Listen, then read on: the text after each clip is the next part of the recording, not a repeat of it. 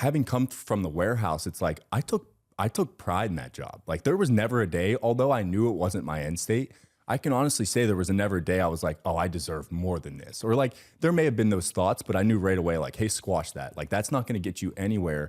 And where I was getting with that is that whether you're a nurse, whether you're an elementary school teacher with no experience and you're making shit money, it's like taking the way to, I think, successfully grow out of that, if that is your end state. Now, if you want to be a teacher your whole right, like still take pride in it, but like it isn't to say like, oh, woe is me. How did I end up here? Like this sucks. I'm making shitty money. It's like, in my experience, and I don't want to blanket statement everything, but it's like when you take extreme ownership of the role you're in and you do it 100%, and you also care about the people that you're affecting, like whether that would be your students or your coworkers, it's like that gets recognized so quickly that you're not going to stay where you're at.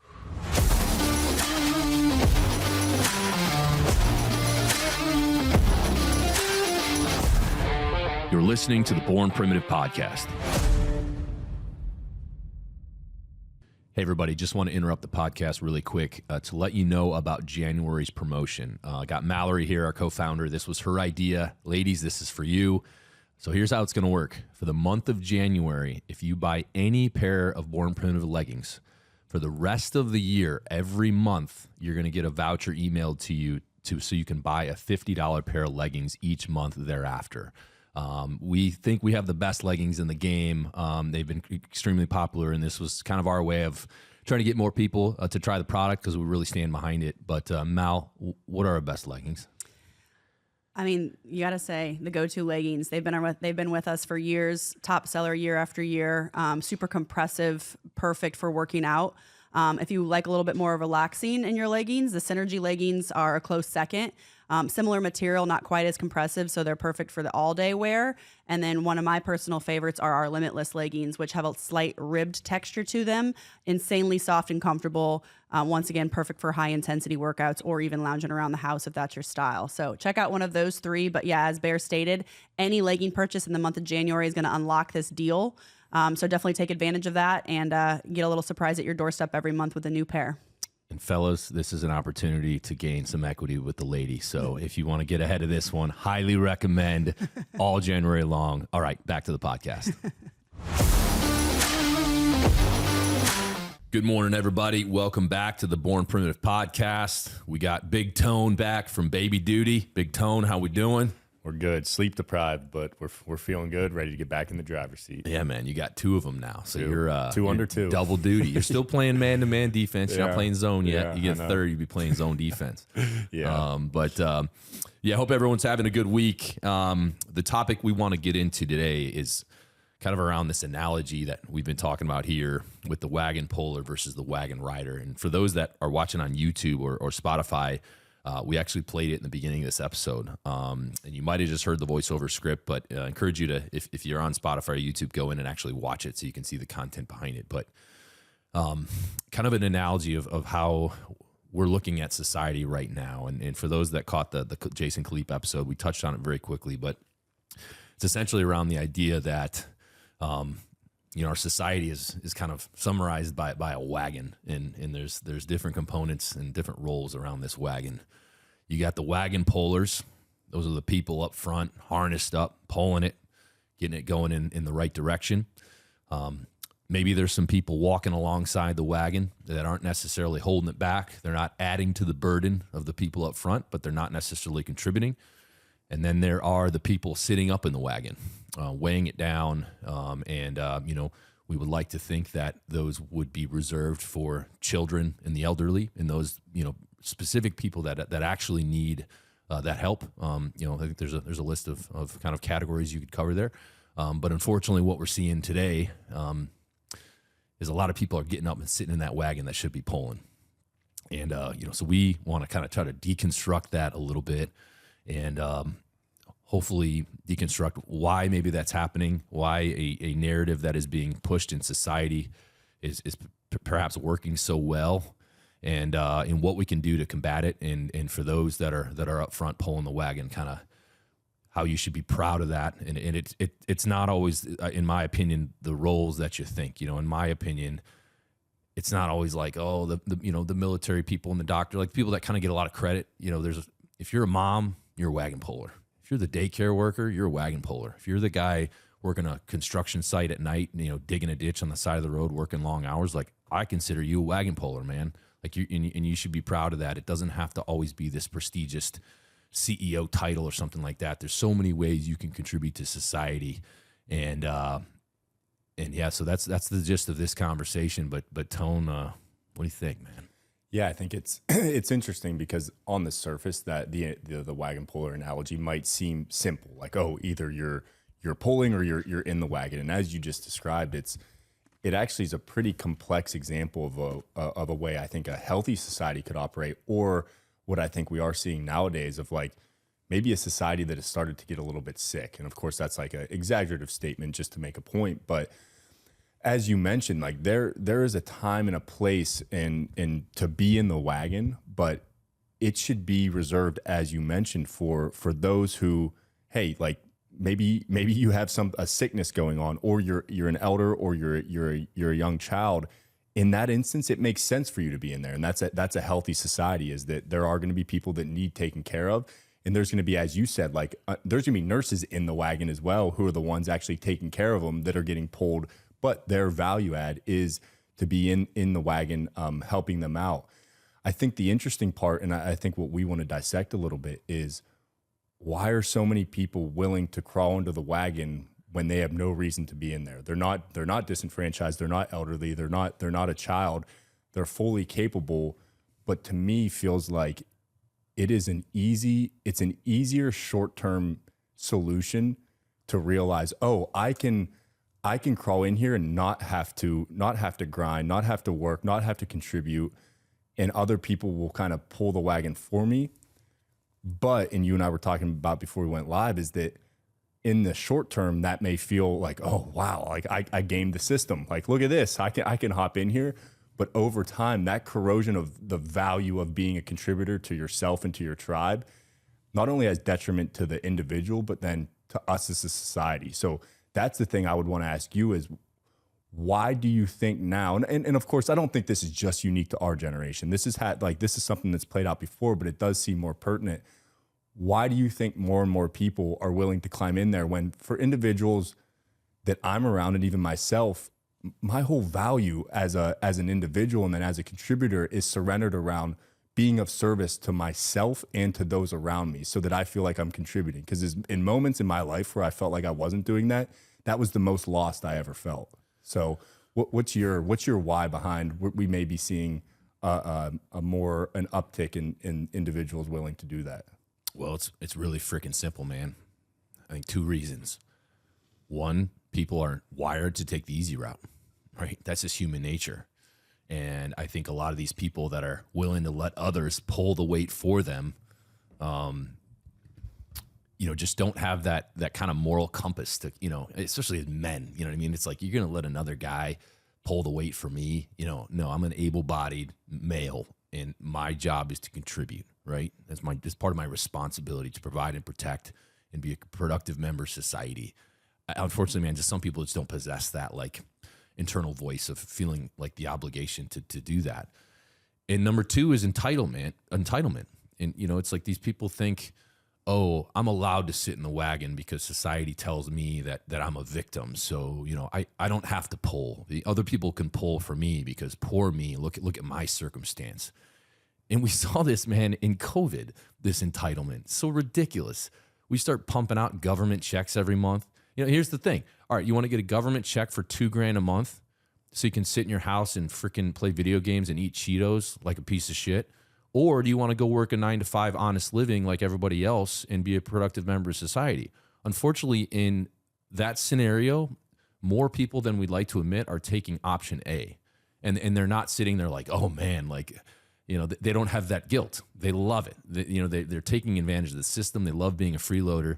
And then on top of that, during COVID, it's like this law that you can't get evicted by your landlord, right? So they're not even paying. They're getting free money from the government. They have no expenses, and they're not even paying their own rent. And they're wasting it on a bunch of dumb shit, which is why like the consumer goods market exploded. You know what I mean? Because everyone has this extra income.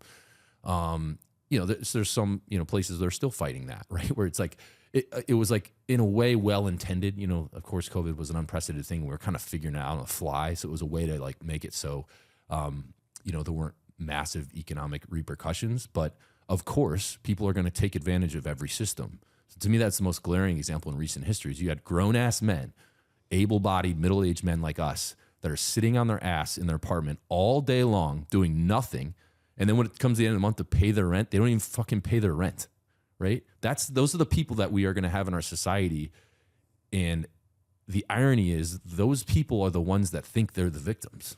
And they're the ones that villainize the people that are up front, harnessed up, digging their feet in the ground, pulling the wagon, right? Like the people that are successful, the people that are contributing to society are become the villain. How ironic is that? It's like, hey, motherfucker, who do you think's paying your $2,000 subsidy, right? For sure. That's coming from tax dollars, right? Yeah. It's not coming from you. It's coming from people that are working a 9 to 5 and working their butt off. And that's not even just the super rich. That's the middle class too. Yeah. That's that guy working a construction job. He's the one paying for that dickhead that's sitting on his couch, right? Yeah. So, I mean, I don't know, man. It's I think a lot of people do have that internal voice of like, that it just, you would never accept that because it's just not morally right? Like you're better than that and you want to be a pull the wagon. But unfortunately, there's too many people, I think because of the narrative that's getting pushed down by the government to certain, groups of people, they want them to feel like they're a victim and they want them to think they're entitled to certain things. I hate to say it because that's how they get votes, right? If you think you're dependent on a certain political party, right, and you're the party of giving out all the free shit, well, how do you think you're going to vote? You know what I mean? And especially if you then subscribe to the narrative of, oh yeah, they're right. I should get $2,000 a month, or I should get all that welfare because I'm owed that because I'm in bad circumstances and the society owes this to me. Yeah, and it's just completely fucked. Yeah, and I think to me the interesting part is because as you said, COVID was such an unprecedented event that to think that it could have been handled perfectly, I think is delusional as well. But the lack of foresight to say, this is not sustainable, what we're doing as a society. Because if it's a 1 month thing, if it's a 2 month thing in reaction to an unprecedented event, I get it. But to me, it almost pulled the veil back on something that I think is deeper in like the human psyche right now is that people didn't respond in a way that was like, hey, let's figure this out. Let's bootstrap and like, let's make sure as a society, we're still working within a system that is sustainable over time.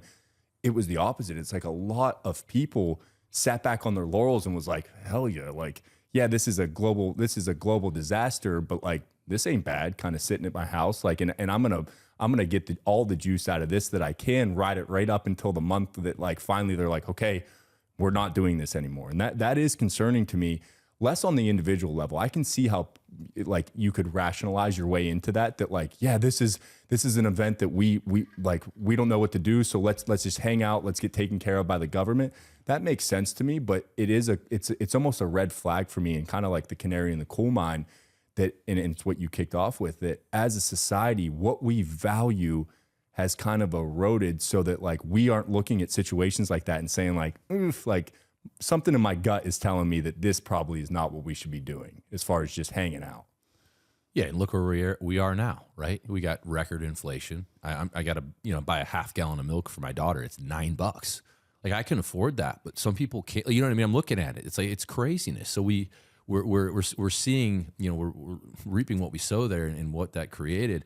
I think to kind of deconstruct the analogy a little bit more, because I want there also to be kind of an empowering message here too, is that people should be proud. People that are making an honest living, that are raising a family, that are good neighbors and are force for good, like be really proud of that because that is not implied anymore. You know what I mean? And you don't need to be, some prestigious title and be super successful to be what I consider a freaking wagon puller, man. And we see that in so many, of course, for me, our military, our first responders, our nurses, the daycare ladies, even that, people working at the toll booth, man. You know what I mean? Like at 2 a.m. when you're getting on the toll road and it's like, hey, that person's making an honest living and maybe they don't think that's glamorous, but hey, you should be proud of that, right? Because you could be doing the alternative. You could be collecting a welfare check every month and just sitting on your ass while others provide for you. So hopefully, people that are listening, regardless of what you're doing, if you're doing those things, especially the parents, man, it's on us to raise the next generation and instill good values in them. That alone is a massive responsibility. If you're doing just that, if you're a stay-at-home mom and you got 3 little rugrats running around and you know what I mean, you're getting barely any sleep and you're pulling your hair out, like, you are a freaking wagon puller, and you need to be proud of that, because you're raising good kids and they're going to be the next generation of people that will contribute to society. And then you get the people walking alongside the wagon. And I think we'll all acknowledge that there's going to be a time in your life where you might need to unhook the harness and let others pull for you. And that's okay. You know what I mean? Sure. There's life circumstances that are going to happen. And there's nothing wrong with it if you're kind of the one walking alongside, because you're not really weighing it down. You're not contributing immediately, but you're not making it heavier. And hey, there might even be times where you might have to go sit up there for a minute, right? Yeah. But it amazes me. I can't even relate to the psychology of some of these people that as soon as there's an open seat in the wagon, man, they're unhooking that harness and they're getting the fuck up there, right? And then they're talking shit to the people down pulling. Yeah. That's the kicker, man. It's like, not only are they just grateful of like, all right, I get a welfare check every month, and wow, this is I live in a free country, and one of the greatest countries on the planet. It's like, no, I'm going to collect my check and then I'm going to talk a bunch of shit. Yeah. Like, where do we even begin with that? You know what I mean? I will never relate to that mentality, because it's so far from how I was raised in the values that I have. But then you see it. And then somehow the people that are up front pulling become the villain in this story. And it's like, how the fuck do you think this wagon is moving in the first place? Well, it's interesting. It's like and I even feel this I can have the humility to say that I feel this in myself at times. It's like we've lost track of the simple things a little bit. And I say that because I think some of the entitlement stems from that, is that we have all convinced ourselves that more is better. Now, there are instances where, of course, that is true. Like, having the resources to provide for yourself and your family is extremely important. But the simple things of like family, good food, a place to live, like a community you feel comfortable in, it's like those aren't of value anymore. And it's like a victim story is being created around, why don't we have as much as X? And you could insert any, like, whether it's, I'm sorry, but like white males, or like you can start to insert any party into that. And there's a victimhood created from, why don't we have the same amount that group of people has? When it's like, what you just said is important. It's that the freedom alone that we have in this country that's the only thing we're entitled to. And that's what we should be fighting for. And it's almost flipped on its head, where there's a complete erosion of free speech, of just freedoms in general, whereas there's an entitlement to like resources and jobs and things like that. And it's like, no, those are earned. And of course there is. It's not that everyone starts at the same starting line. It's not a perfect system. But if you look around, it's like, we've done a pretty damn good job here. So protecting that, being entitled to the freedom to explore and to grow as a human, is what's important, not the entitlement to the end state that some people have achieved. Yeah, and it all comes down to, we've talked about this before, is regardless of the starting point you come from, the same principles apply. It's really freaking simple. You work your butt off, you apply yourself, and good things are going to happen. However, there's going to be some shit you have to shovel. Everything worthwhile in life is hard. Think about it. You know what I mean? Yeah. Every rite of passage that you've gone through was difficult, even with raising kids, man. It's like, sure, you and I are in it right now, like getting 3.5 hours of sleep, and doing the whole thing, and that they're having meltdowns and all this, and the house is falling apart. It's a mess.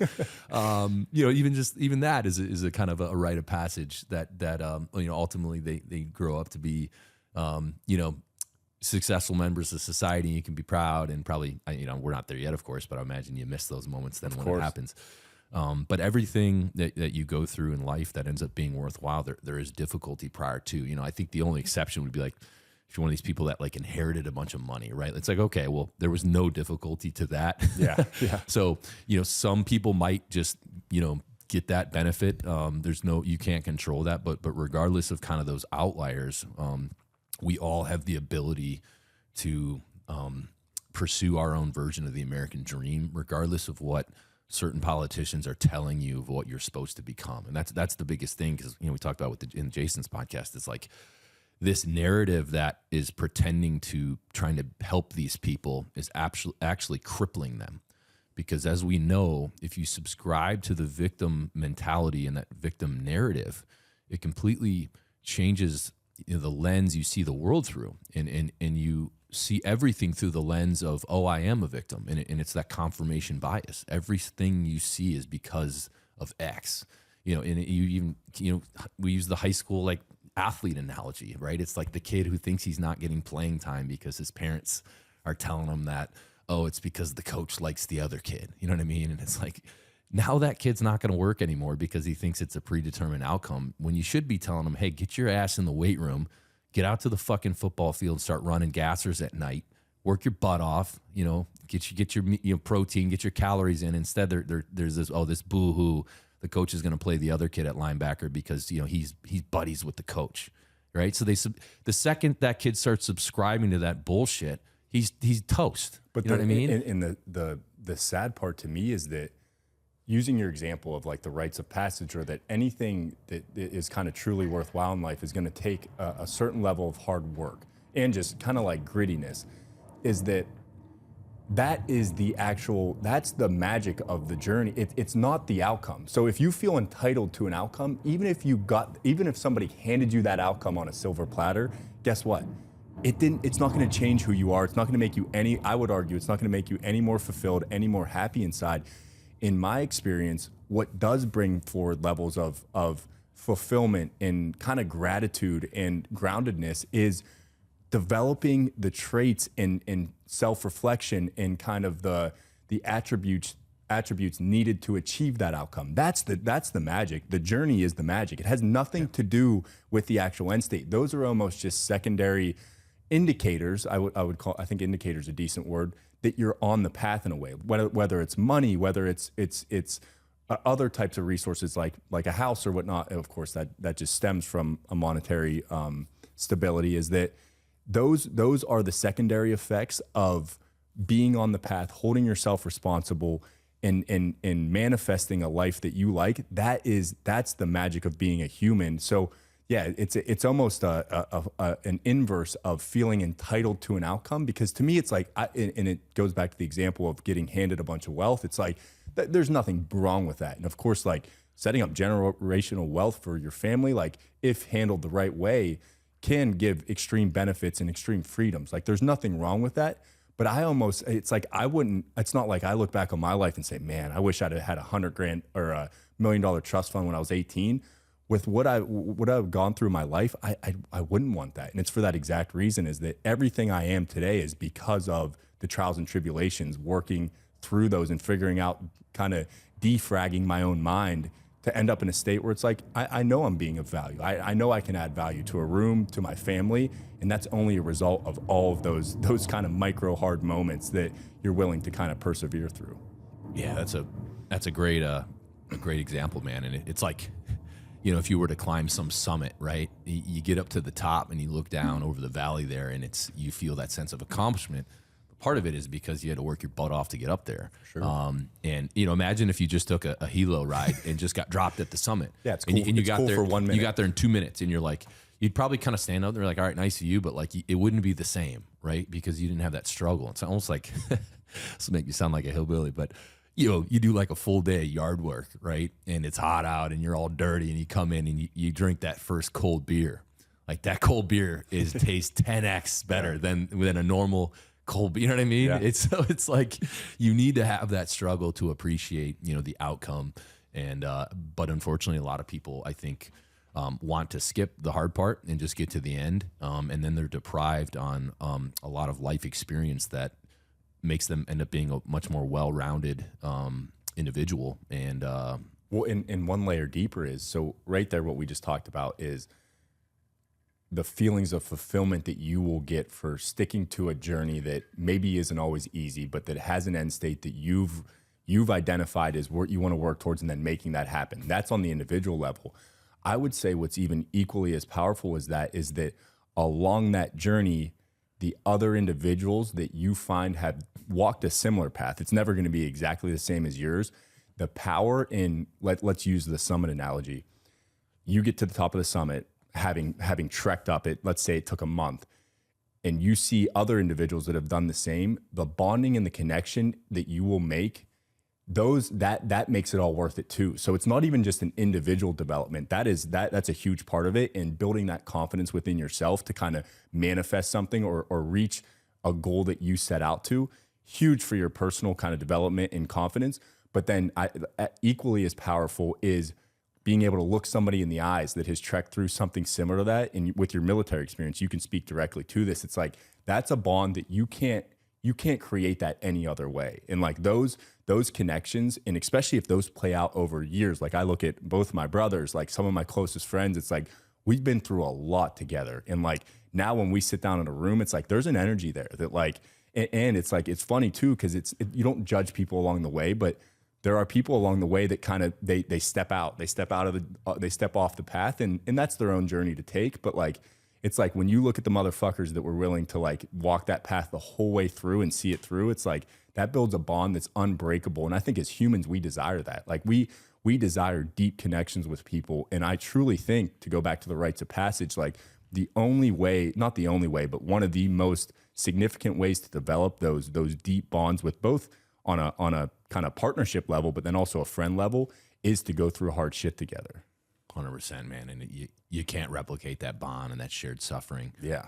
Yeah, definitely the military unit that I come from, that symbol that's, pinned up on your uniform. Like if those were just given out, it would mean nothing. You know what I mean? If you could just like skip the line and be like, all right, I'm going to pay for this, or, oh, I get it because of X, Y, Z, it would lose its entire meaning. But, and I think too, it's like, this isn't, as you said earlier, it makes me sad having come from the warehouse. It's like, I took pride in that job. Like there was never a day, although I knew it wasn't my end state, I can honestly say there was never a day I was like, oh, I deserve more than this. Or like, there may have been those thoughts, but I knew right away, like, hey, squash that. Like, that's not going to get you anywhere. And where I was getting with that is that whether you're a nurse, whether you're an elementary school teacher with no experience and you're making shit money, it's like taking the way to, I think, successfully grow out of that, if that is your end state. Now, if you want to be a teacher your whole right, like still take pride in it, but like, it isn't to say like, oh, woe is me, how did I end up here? Like, this sucks, I'm making shitty money. It's like, in my experience, and I don't want to blanket statement everything, but it's like when you take extreme ownership of the role you're in and you do it 100%, and you also care about the people that you're affecting, like whether that would be your students or your coworkers, it's like that gets recognized so quickly that you're not going to stay where you're at. So it's such an interesting dynamic, because I think culturally we've lost that pride of like doing a mundane job or an entry-level job. It doesn't even have to be mundane.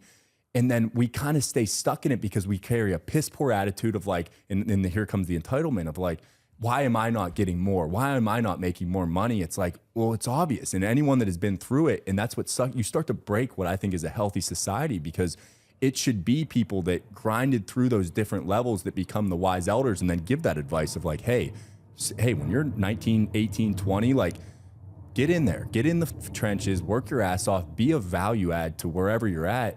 Whereas now it's like the government, and I hate using like they or the government, but it is true. It's like there are large entities that are propagating and standing up these feelings of entitlement that like, yeah, you should have more, you should. And it's like, that's so unhealthy for society, because it's in my experience, not how the real world works. Yeah. And I think even, you don't even have to be 19, 20. I would say, because I think on a more of a positive side, there's probably a lot of people listening, and a lot of people just in life in general, that feel like, man, I'm never going to get out of this position. Or, you could be, maybe you're in your 40s or mid 30s or whatever, and you're doing a fairly mundane 9 to 5, and it's just not that great. And you're just kind of thinking, man, is this the next 30 years? Don't feel helpless. You can control your own destiny. And just because you're there now doesn't mean that's where you're always going to be, but you have to have a realistic outlook on, all right, what is the next step? Like, what's the plan? How do I improve my fighting position? Right. So if you're in a job you don't like, what does my resume look like? What does my education background look like? Even though I would argue, I wish that wasn't so relevant with jobs, but it is. Okay, well, can I take night classes, right? Can I burn the midnight oil for 3 years and go get my undergrad degree? Or maybe you get your master's degree, and now you're not eligible for all these other positions you didn't get. And you might be grinding, you might be working 2 jobs and doing night classes. I mean, there are people that do this. And when they're grinding, they are improving their fighting position in society, right? So you can't just, sit back and say, well, this is, I'm accepting my fate, and then be negative about it the whole time. Hopefully it's like, all right, you're good. This is the current position you're in, but hey, you can ascend, but it's going to take, you're going to have to bust your ass a little bit to get there, because it's not for everyone, right? That's why there's levels to this. Some people are, there's a little bit of luck and definitely skill too. Like if you're more skilled in business and whatever that is, you're going to get there quicker. You're going to have a better chance. But no matter how intelligent you are, how lucky you are, if you apply those basic principles, all right, how do I improve my fighting position in society? And how do I be more of a value add to another entity? What do I bring to the table? You got to be honest about it, because if it's a job that anyone can do, the pay will be commensurate to that, right? But as you get more skilled, obviously you can demand more, and that's the biggest thing. Is I don't want people to be discouraged by being in a position, because I look at myself, man. I was like, all right, I was a freaking Yale graduate, right? A bunch of my buddies were going to Wall Street, making six figures immediately, and I was working for Red Bull, not making a lot of money. Cool job, but what did I do to improve my fighting position? I went and bought a lawnmower, and I printed out flyers at FedEx, and I handed them out around all the neighborhoods in southern Indianapolis where I was living, right? I was splitting a house with 3 other people. My rent was like, I don't know, like $400. So it was super cost effective. And I was mowing 5 lawns a week after hours after working, right? So like it wasn't a huge deal, but I knew, okay, that'll be another like $2 or $3 grand a year, whatever it is. And I can use that to start building up my own financial, and obviously not to a massive degree, but hey, that's a small win. I've slightly improved my fighting position there. And, I was a Yale graduate, man. I could have been like, oh, I don't mow lawns. No, because I grew up mowing lawns. That's how, I was raised. And I think I learned a lot of the work ethic and kind of principles. So I didn't roll out with that fancy Yale degree and be like, oh, well, I need to go to Wall Street. I demand $100,000 a year because I'm a Yale graduate. You know what I mean? It was like, no, if this is what I'm doing, I'm going to go to a lawnmower, and I'm going to be literally, they didn't know I was a Yale graduate mowing their lawn. They probably thought I was some hillbilly, you know what I mean? Which is fine. I'm an Indiana guy, I probably looked like it too, probably in jorts, shirtless, and work boots mowing their lawn. But you see what I'm saying? Well, so and we've all been in that phase, but some of us choose to get out of it, right? But others don't. And I want to empower people, because you can get out of it. You got to take action, and you got to work harder than everybody else. That's what it comes down to. Well, and there's the word. It's funny, I wrote it down as empowerment. And because what you just described, like, there's a subtlety to victimhood. It's not, there are the obvious ones where somebody who is fully capable has perceived themselves as a victim and is trapped in that mind cage that they've created. But then there's the subtlety of what you just said too, is that, and we all have this, is you can rationalize your way into anything. So if you have 3 kids, you have a busy family, but you absolutely hate your job, of course, I think at least how I would prioritize that is like, okay, I need to provide for my family. So even if I hate my job, I need to provide for them. But then here's where the subtlety comes in of victimhood, is that you're almost staying a victim even in that scenario. If you convince yourself that, yeah, I'm just going to punch the clock for 30 years because I have to take care of my family. It's like, yes, that should be a priority, and that should, of course, be considered. But then the subtlety of being empowered to, even if it takes 3 years to get out of that, to still provide for your family and build a skill set to transition out, that's where empowerment comes from. And that's what's sad to me, is that as humans, we have the unbelievable ability to create realities in which do not exist right now. That's the beauty of being a human. And I think it is special.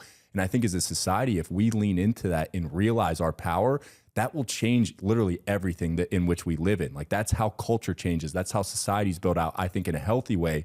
But it's like we've lost that empowerment, and we've kind of surrendered it to whether it is at times the government or these bigger corporations. And we've seen this happen in moments recently where it's like a complete, just like, and I hate this word, but like sheep, in the sense of like, oh, like, I don't have it. Like, I don't have any, like, I don't have the answers. I don't know. Like, whatever they say is the truth. And it's like, if we can grip back that empowerment, it's like, it will work not only in those subtle moments of building out a skill set, but then it ripples out through a culture where now you have a bunch of people who realize their power and no longer need to look up to the man to solve their issues. And I'm sorry, it's 1770. It's like it was less than 100 men that were able to do that and separate from Great Britain. And look at the power that less than 100 guys were able to do. It's like, we don't need to go to that extreme now, but that essence, that spirit that they carried, like, if we can embody that as a culture again, it's like We won't. We can solve the issues ourselves. Yeah, man, I think it comes down to we have to eradicate this victimization bullshit. We have to, because it's crippling people, right? It's arming them with this thought that they're owed something and they're not. And I always want to be able to provide, society, hopefully, especially American society, hopefully we can produce surplus to take care of the people that actually need it. I think we can all agree on that. It's like, hey, if you want to take 46% of my paycheck or whatever the hell it is and give it to social programs and stuff for people that really need it, take it all day long. Like Yes. I generally agree with the concept that there is a greater good and like we all have to contribute to that, Yep. because it's like, of course with taxes, it's like someone breaks into my house and the police show up and, they protect me. Like that's, someone has to pay for that, right? And roads Money and well bridges. spent. You know what I mean? Like, I think we can all acknowledge that some of this is absolutely worth every penny, but it's gotten just so out of hand that we have to eradicate this victimization because, like I said, the wild irony of all of it is crippling the people that it's meant to, they think it's protecting. You know what I Yeah. mean? And it's like as soon as you have that mindset, you are dead in the fucking water. Dead. Yeah. You know what I mean? Because everything you see is through that lens now. And no matter what it is, you're the victim. Poor me, you're owed something. And you should be taking the exact opposite approach. And there are real examples of people that are actually probably, we could grant them some slack if they did subscribe to that because there are some legitimate bad circumstances, right? And Of it's course. like, man, like, yeah, you got dealt a bad hand in the beginning, man. But, like even, I had a guy at Yale with me and played football with me. He was like a poor Mexican kid in LA, man, like lived in like Compton. And he ended up, he's in my class and I ended up talking to him about it. I was like, hey man, what did you do differently? You know what I mean? Because, especially certain politicians in certain parts of society would say, oh, you should have never made it. And you should have just been given shit your whole life because poor you're a poor Mexican kid living in the hood in LA. Right. And he said, hey, it's pretty simple. Like instead of like joining gangs, when all the kids started doing that, like I went to the freaking library and I educated myself. Yeah. And then I went to the weight room and I worked out and I did agility drills out on the practice field. And you know what I mean? Like I applied myself when everyone else was going down the path that society told them they were supposed to go down. And then, you know what I mean? 4 years later, this poor Mexican kid is getting a Yale degree and walking out and literally punched his ticket to go get whatever job he wants and is absolutely killing it. And he was an absolutely awesome guy. Right. So I'm like, okay, if society is pushing this narrative, then why does that guy make it? Was he just that exceptional that, you know what I mean? It's like, no, it was simple. He went to the freaking library. He applied himself. And from what I remember, I don't even think he had any real mentors. And that's like that's the thing that I wrestle with, man, because some of these people, I don't blame them for going down these bad paths because they never had mentors. Right. Yeah. And it's like, so how do we got to fix that because particularly in some societies, man, like there's no fathers, right? So it's like, how do you expect this 14-year-old kid to not go join a gang or whatever? Like he has that's all he knows. It's this vicious cycle. It's like, man, we need mentors because you could probably agree on this. Like that's a big reason why I think I'm at where I am today. I look back at my past and in those formidable years, I had linebacker coaches and, defensive coordinators and baseball and basketball coaches and of course my parents and brothers and their friends. And there was always good, men around that I could emulate and I could see what right was. And I was always then aspiring to become them. And then you get to college, right? You get your strength coach and your football coach. You had baseball coaches.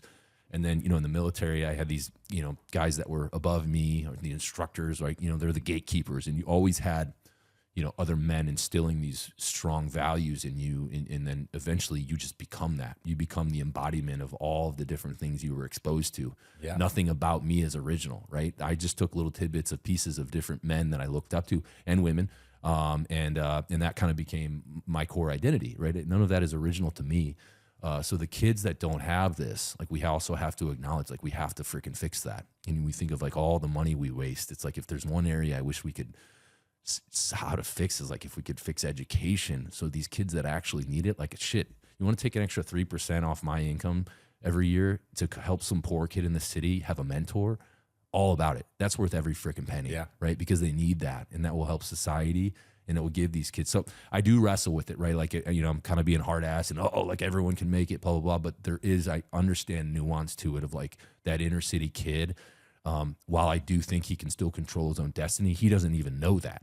Like we need someone to tell him to make Yeah. him realize that. And if he doesn't have a mentor, if he doesn't have a father figure, how do we expect him ever to know that? But he, my buddy's example, like, man, what an exceptional outlier that was. I'm not going to go join again. I'm going to go to a public library and read books. Yeah. You know what I mean? Like that's, you can't have that, that is not going to be the norm. So I do wrestle with that because especially our kids, man, they deserve better.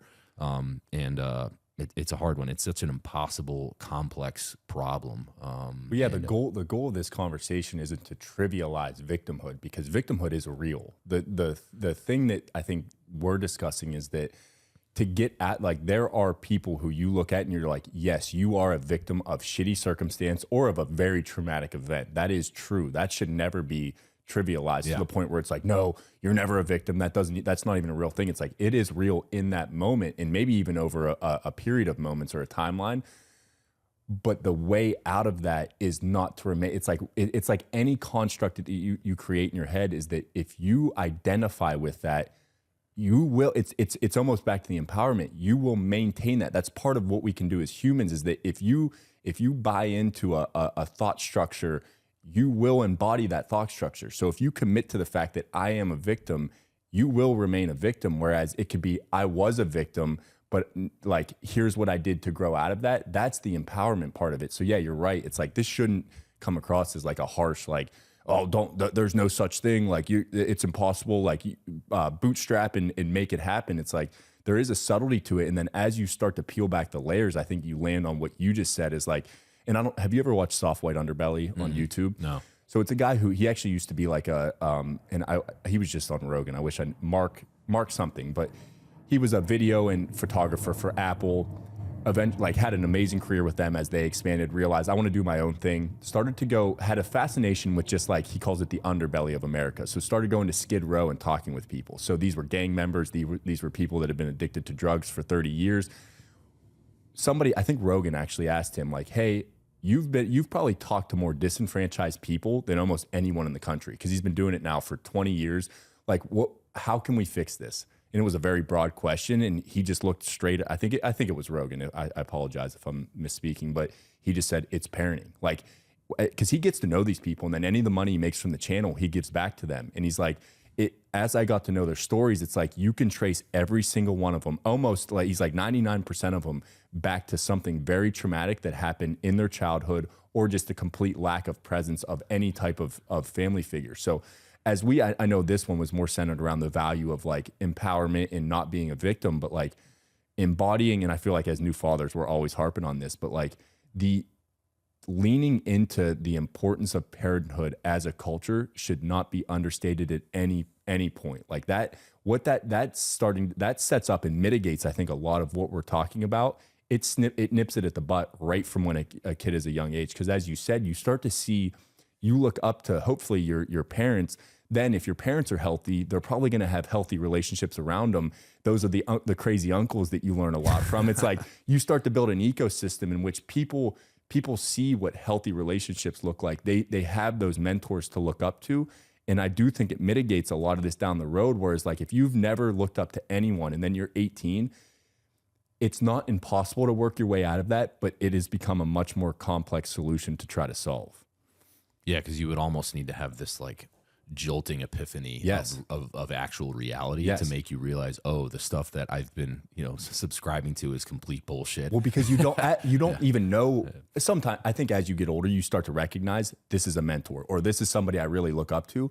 But when you're 7, 8, 9, 10, 11, like, you don't even know how that's shaping you. Yeah. Like a good coach, like I look back at one of our travel baseball coaches when my brother and I were 11 to 13, and it's like, just solid dudes. Like in the moment though, it's like they were kind of a pain in my ass. Like they were hard on us, but like we were really good as a team.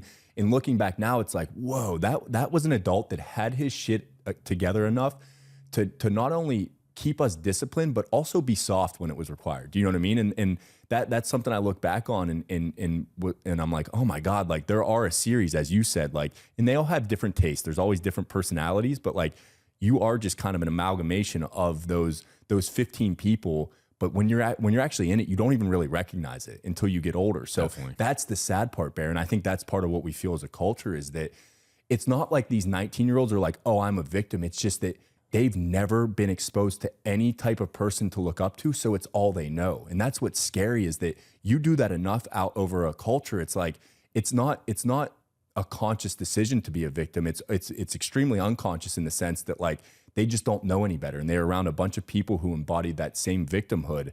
And that's, as a culture, like, I think us talking about it, hopefully the more people talk about it, maybe it reestablishes that as such a firm value, so that as a society, we start to put that on a pedestal of like, let's not let our kids go a year without seeing somebody they look up to. And that's easy to say, harder to solve, but hopefully conversation at least like reinvigorates the conversation surrounding it. Yeah, you're totally right. You don't, in real time, you don't realize the mentorship you're getting. Yeah. One of our football coaches always texts us on Veterans Day, Coach Coyle. He always texts me and another buddy that we both played and then went up going to the same unit in the military.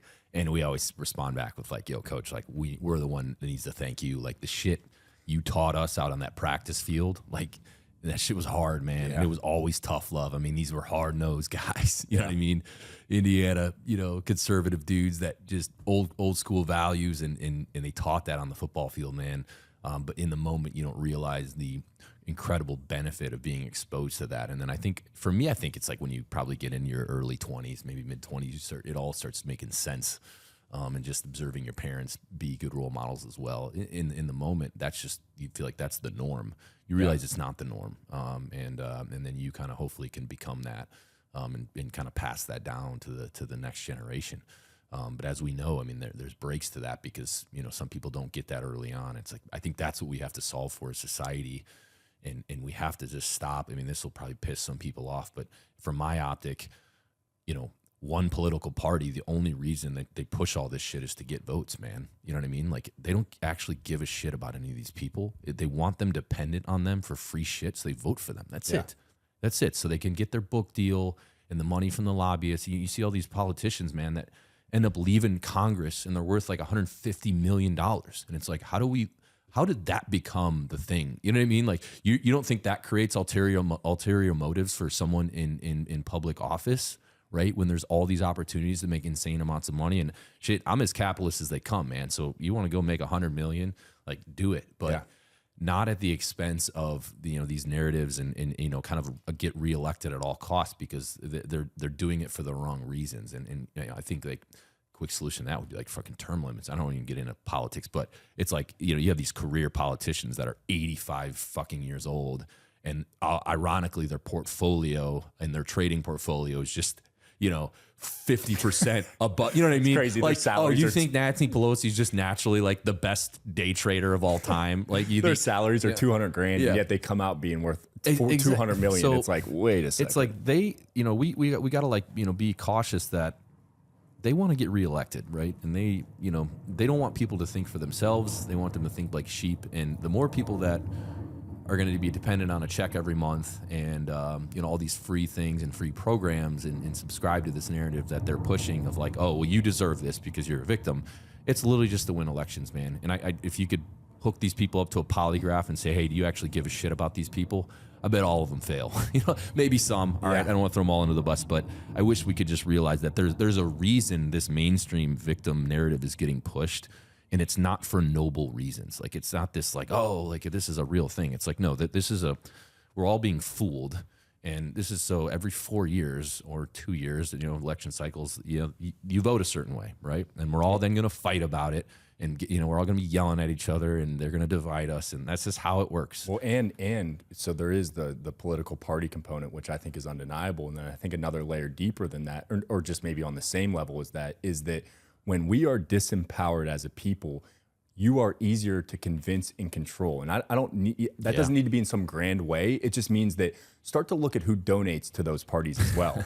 Whether it's, I'm sorry, like the pharmaceutical companies and whatnot, in the billions and billions of dollars that they back certain politicians or certain parties with, that as we become powered and we realize the power that we contain within us as humans, you become less reliant on these, to use that example, pharmaceutical companies, the healthcare system, and other things like that, because you start to manage your own system in a way that you're less reliant on external things. So And once again, that may be that's a whole nother rabbit hole we could go down. But that's what scares me too, is that this top down, and I'll use the word almost totalitarian thing of like, hey, the more people are unwilling to wake up to their own power, it's easier to convince them of things. And I'm sorry, we've seen that play out several times now in the last couple of years. And that is scary, because that does not, there are a lot of examples of where that leads to throughout human history. Yeah. And it's never a good spot. Yeah. If we keep going, man, we might have to put our tinfoil hats on. I know. We're getting into Congress. I know. God. Sorry, guys. We didn't plan on going there. That was my fault. I'll take the blame on that. There. My bad. I'll try to keep it on the tracks. Yeah. Well, I think, to kind of wrap this up, man, it all comes down to it's simple, right? You even hit on like the nuclear family, which I didn't think we were going to go there, but that 100% of it. But I think the biggest thing is we all need to be empowered to believe that we can control our own destiny. No matter where you are at in your life right now, I don't care if you're 45 years old making minimum wage and you've made some mistakes in your life and you think, all right, I can't go back to, maybe achieving some semblance of success and whatever that looks like to you. We all have a starting point. It doesn't matter what your situation is, but it has to come with the brutal honesty that, you're going to have to go through some shit to improve your fighting position and get yourself out of that. And it's not going to be easy, and it's not going to come from government checks. That's not the way to fight your way out of the predicament you're in. It's going to take brutal honesty on what you actually bring to the table. And also like hopefully some grace to people that, in my eyes, like success should not always be measured by your position or how much money you make. Like we said, like there's some people like, hey, if you're doing these things, be proud of that, because you're a contributing member of society and you're a fucking wagon puller, right? The parents and the people working late hours and the nurses that are working that night shift. And, it's like, there's so many people. It's like, man, I see them and like, they inspire me. Sure. I was getting some tile done at the house a couple weeks ago, and these guys were there laying tile, right? Those guys are freaking wagon pullers, man. Like, I respect that. They're working their butt off. They're making an honest wage. Right? They're going to go home that night exhausted, see their family, hopefully, but like they earn that paycheck that day. Yeah. Right. So it's like, it doesn't need to be some prestigious thing. Like we can all pull the wagon.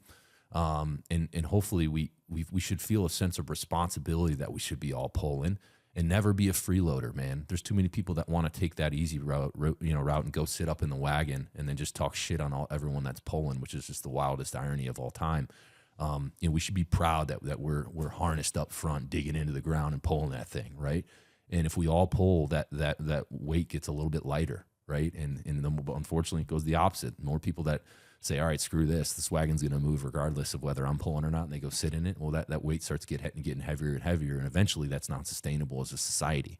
And you've seen that play out with some of these other socialist countries, right? Like, it's like we see what wrong looks like. Yeah. We can literally see it play out in so many different occasions, and then we still like think, oh, well, maybe we should try that. Yeah, it's like, it's just crazy, the fact that some people in this country think that some of those policies are where we want to go, and it's like, oh, where has that literally ever worked ever? Yeah, you know what I mean? Oh, do those people look happy? Does their society look legit? Yeah, with inflation at like 80% and all these other crazy things. They're all controlled. No one can think for themselves. You know what I mean? So it's, we see the wrong answers to the test already through other examples. And it just comes down to that old school stuff, man. Personal responsibility, work your butt off, try to be a force for good. Give yourself some grace. You know what I mean? Success doesn't happen overnight, and it'll all work out. It's just, we got to get that mentality back, man, as a country and as a society. Agree. Shit. Any other closing thoughts? Do you have any outlier? Well, I want to hear some of your wagon pullers. Like, who are people that like wouldn't be normally? Who are the heroes in your life? Like the roles that you see in your everyday life. When you brought up, and he listens to the podcast. So my best friend Hayden, and I don't think he'll mind me sharing this. So we grew up. You kind of know a little bit about my area. It's just there's just not. It was very like coal and steel oriented. So when those industries left, there's not much there. Now, I don't want to make it sound like it's complete doomsday, but there's just not a lot going on. There's a lot of drugs. Like I could sit here and name 30 people from my graduating or around my graduating class that have overdosed on whether it's heroin, fentanyl, and then even drugs like meth, or just grew up around it almost to a point where like people can't believe the stories that we have from growing up. So where I'm getting at is, still my best friend to this day, he grew up in a trailer with a single mom. His dad overdosed when he was 11 years old. this kid, he had no money. He had nothing, like nothing, nothing, nothing. But what he had is, and he was extremely overweight at a young age. When he was, I mean, he was always tall, which helped it a little bit. But I think when he was in 5th grade, and I'm going to mess this up, but I think he was around 275, 250, 275 already. So he was taller, but like as a 5th or 6th grader already, I know he was around 250. Oh shit! Yes, and not athletic. Get him on the O line. Well, man. there's where I'm Pulling going. guard. There's Let's where I'm go. going is that I watched him, and here's where, and you talk about like shared suffering is. Him and I, like he's the one when we talked about the winning in the gym, that episode, he's the one that I said we ended up getting a key to the weight room, and that his mom, who like drove this shitty beater car, would take, she worked at KFC, would take it, which was like 30 minutes away. She would take us to the gym in the morning at 5 a.m. And I watched him over time. And even myself, you know this, I was 6'5", 130, like we had a vibe right away. And he was kind of like he was just goofy. He was so big, like he got made fun of, he got bullied. But for some reason, him and I kind of struck a relationship. And then as soon as we started working out together, our friendship continued to deepen. He went on to play Division II football on a scholarship, and now is working at the state capitol in Harrisburg. And when I look back on like that kid's, like, in his trajectory is just huge. Like he's now sitting in rooms with governors, and he's a politician, like in a good way too. Like you sit down with him and he's doing it for the right reasons. And when I look at individuals like that, it's a perfect example. It's like he had, and I've watched everyone else in our area that was dealt a better hand than him not be able to make it out. It's like that motherfucker, like, never once was willing to say, like, look at what's going on with me. It's like it was always the opposite, almost to a detriment, where like he worked so fucking hard that now like we laugh because he has to like tone it back because he's like so used to being in survival mode. So, and that's something we shared together, I think. And like to see an example like that, and there's other ones too from my area, but like could not be a better example of somebody who was unwilling to accept the shitty circumstances they found in, and he always had hope. There was always hope in him. And like, and he's become an inspiration to myself. And I know kind of our friend group, and even my parents, because they were kind of his second parents growing up. So yeah, I think he's somebody that embodies it perfectly. Cause it's wild to watch, man. And that's the subtlety of it. It's like, he didn't make that. It wasn't a 1 month or even a 1 year thing. Like he crawled out of that fucking hole for like 6 years until it became where like, okay, that's no longer me. You know what I mean? He's separated from it, but it took a lot of fucking time to crawl out of that shithole. It's personal responsibility, man. Yeah. He refused to accept his fate, and hidden hero and all that is probably his mom. For working sure. at KFC, Dude, she probably not yes. making great wage, and then she's taking you guys to the weight room, sneaking Yes. you in at five in the morning. Cheryl, yeah, she's a freaking wagon puller, Exactly. right? These Yeah. are these heroes that it's not always what you think, man. Yep. And man, that's inspiring, and it just goes back to it's the same idea, man. Yeah. You can write your own story. Yeah. But it takes repeated effort daily over an extended period of time before you actually start seeing the fruits of your labor. It might not even be, this is something I've realized lately. It's like, and it's a surrendering to the circumstances I find myself in with 2 kids now. It's like, it may not even be you. Like, and I mean that as in like, as long as you're setting up a situation, and this is not just financially, this means like how you raise them and then the resources you do provide, whether that's money or just experiences. It's like, it may be about the next generation or the generation after that. And I think when you start to think that way, you lose the narcissism of like, I need to make this happen for myself. And it's like, no, what if I just make sure that I'm setting up a scenario in which my kids, and then hopefully their kids, can live a life of opportunity and freedom that maybe took me 30 years to get to. Maybe it only takes them 10. And of course, within that, you still want to be instilling the values that you learned along the way. But I think zooming out like that is actually, once again, to me, that's a scalable system within a society. If we all start to think that way of like, not just my immediate needs, what are the immediate needs of my individual, or like the people that I raise, and then their kids? Because then once you get really dialed on that, I think it's natural for good leaders to start to think, okay, what about my community? Then what about a society? What about a city? And when you start to think of that, of how are we setting up the next generation for success, instead of how can we make this good for us right now, you've created an ecosystem that I think is sustainable over time. And I think there's a lot of examples right now where we aren't thinking that way. It's immediate gratification. It's immediate, like, how can we get more resources here right now? And even what we do to our water and things. It's like, it's silly to me because it's so short-sighted and I'm oversimplifying it. But if we can zoom out and start to focus on future generations, once we've dialed in our own shit and then our direct responsibility shit, that's a sustainable system. Absolutely, man. Well, hopefully this little riff, Yeah. everybody, hope, for those listening, hope you got something out of this, and maybe it offered you a little bit of reflection on what role you're playing right now in society. Are you harnessed up and pulling? Are you being a force for good, a good parent, a good neighbor, a good friend, good family member, working, an honest living? Or are you a place in your life right now where maybe you got to be walking alongside the wagon for particular circumstances, right? That's okay. We acknowledge that. And maybe, just maybe, you're one of those people sitting up in the wagon collecting that check and talking shit on everyone else that's pulling. And maybe this has offered a little bit of another perspective that you can reflect on. And hey, there's plenty of open harnesses up front. So come down here, strap up, dig in, and start pulling with the rest of us. But we all are going to win together. And, we all owe each other some grace. And again, these are just our personal viewpoints. We're definitely not experts.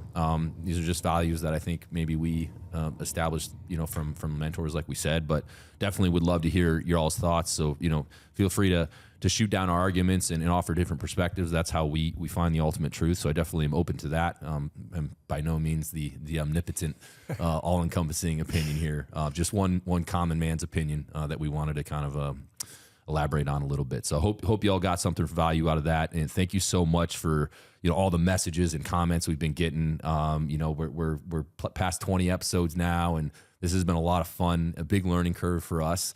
But the encouragement's been really cool to know that people are listening and making it part of their weekly routine. And, kind of a bit of a responsibility for us to make sure we're interviewing cool guests. And the biggest thing is that there's takeaways for you guys to pull out of every episode, whether you want to use it or not. At least it's a different perspective. So thank you so much, and we will catch you next week. Thanks, guys.